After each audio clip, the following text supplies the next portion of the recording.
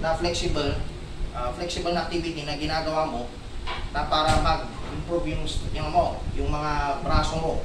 Oh, mag-extend siya, tapos maging straight yung posisyon ng katawan mo. Oh, like for example, sa flexibility is, yung benefits niya is improve body posture. Ibig sabihin, mag-improve yung posisyon ng katawan mo. Parang, kumbaga, ikaw, hindi ka nag-exercise ng touch and toe. So, sa touch and toe, hindi ka na-exercise, syempre, ang magiging resulta niyan is magiging hindi straight yung body mo, parang kumbaga, ganito, kabukot ka. Oh, diba, bukot ka. Kaya na-encounter mo yun sa mga matatanda. And then, sa yoga, decreases the risk of injury, which means mag-increase yung injury sa katawan mo, hindi yung parang matigas yung sa likod mo, hindi mo ginagawa yung flexibility. Pag ginagawa mo yan, avoid sa pagka-bukot or pag-improve yung body posture mo. Oh, for example, yoga and touch to. O yung yoga, alam nyo na yun, yoga, ganun siya. Ito sa yoga. Diba? Oh. Yun yung ibig sabihin ng flexibility. So, yoga and touch to. Next. Muscular endurance. It is the ability of the muscle to work over an extended period of the time without fatigue. Long distance running is a sport that requires muscular endurance. Benefits: increased ability to do activities without getting tired. And leads healthier, stronger muscles and bones.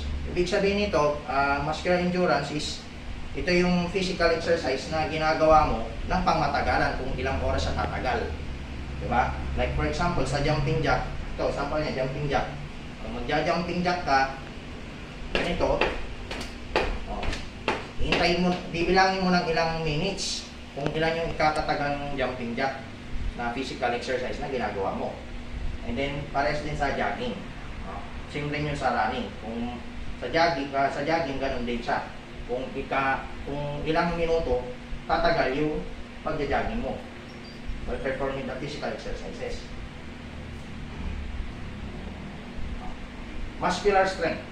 This refers to the maximum amount of a force where muscles can exert against an opposing force. Fitness testing usually consists of a one-time maximum lift using weights.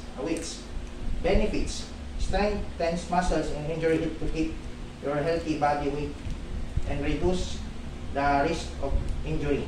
Which means the muscular strength daw po, ang ibig sabihin nito, ginagawa mo yung you do to bring the object, yung heavier na object na ginagamit mo sa physical exercises like yung mga barbells, di ba?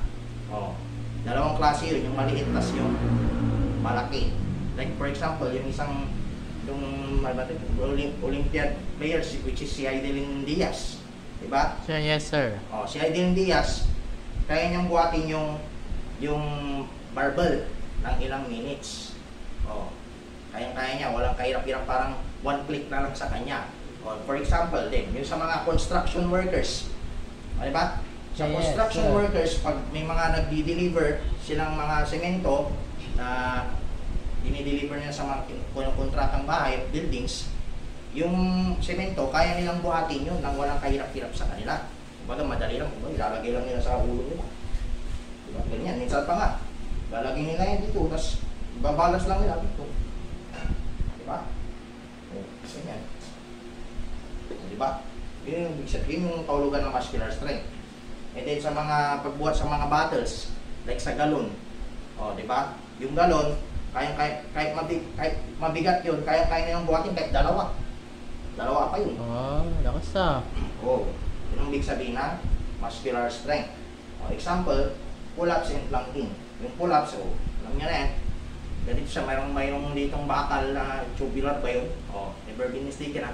Tapos, yung kamay nila, ilalagay nila dun sa may bakal, tapos bubuhat nila yung katawan nila.